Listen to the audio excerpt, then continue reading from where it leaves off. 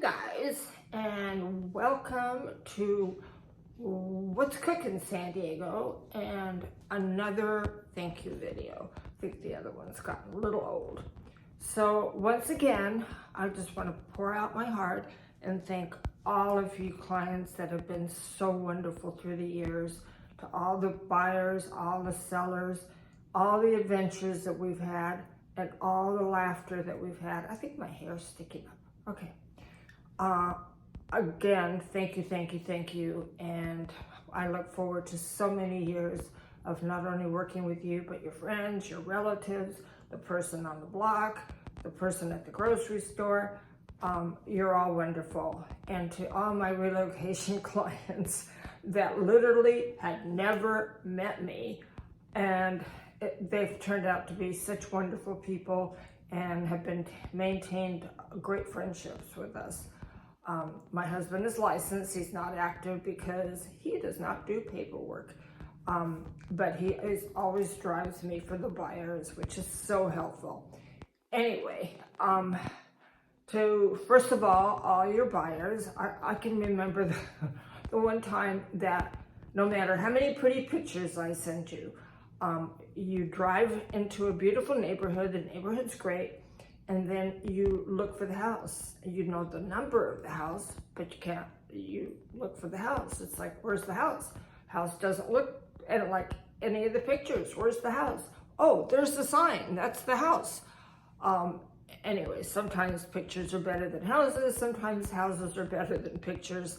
However, after the beginning of the laughter of the day, we touched every doorknob in beautiful Carlsbad that suited my buyer's needs. So then there is the sellers. Thank you so much for putting up with me going room to room to room to room, moving furniture, accessorizing, adding this, adding that, all for the love of that great photo. And we have great photographers, so whatever I'm doing, I know it looks like madness, but at the end, it always looks really good. Can't argue on that. So then there is the day that we start looking for that magical unicorn house. And the worst thing in the world is when you look at those magazines and you see all the features that are in homes, and then we get into the one that really is going to work, and then the buyer goes, but I saw that picture and they had like quartz that was multicolored. Never seen that one.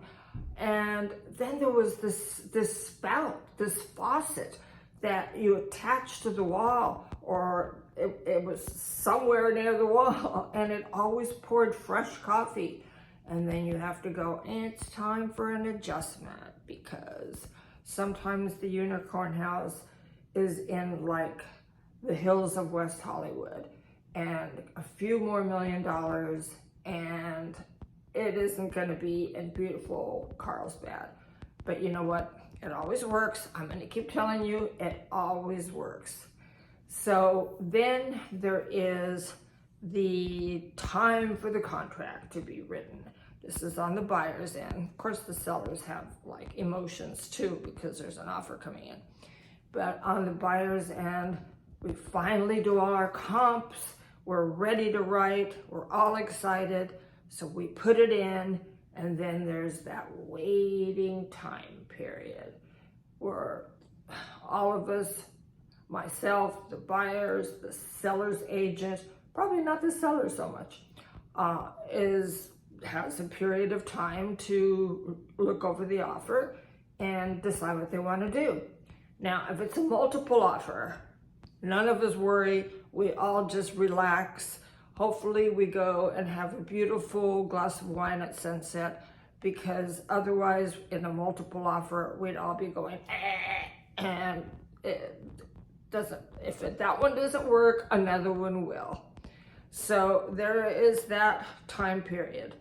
And when it comes, then the seller goes, this is a really, really nice offer, but I do have to ask that I have a parrot named Polly. She lives in the sunroom, and we can't take her to the new place until we finish some remodeling. So Polly is going to need to stay in the house for an extra 2 weeks.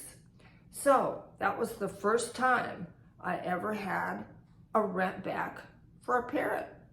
But you know what? Worked out. The new people wanted to keep Polly. That didn't work out. So it's never boring. Then there is another part of the negotiation, and this is true, hand to God, that a gentleman had built a wardrobe in the primary bedroom, and it was attached to the wall. It went right where that little area of wall was.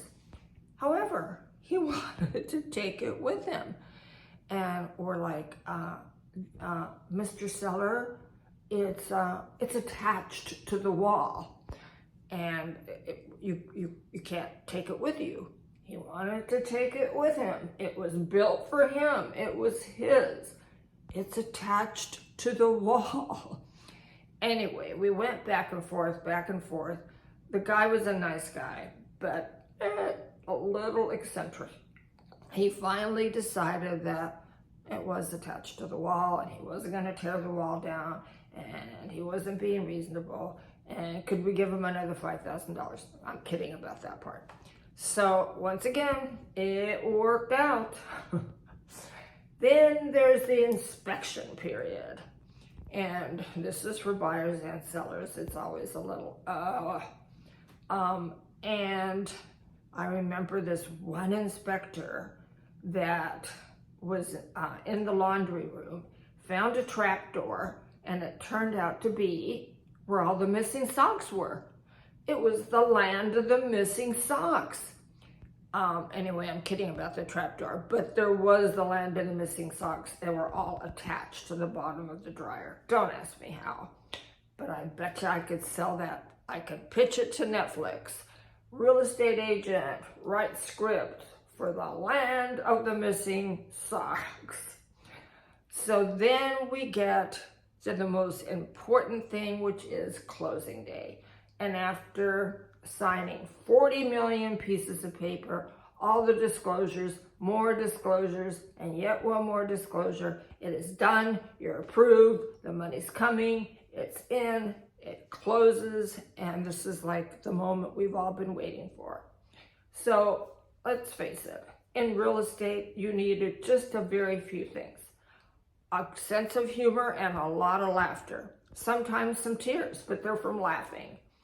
And the sense of adventure, persistence, and the fact that I always carry with me a bag full of that magical real estate dust. So thank you so much again for being my client. I love you all, and hopefully we'll talk soon. I'm going to turn you off. Okay, ready, beep?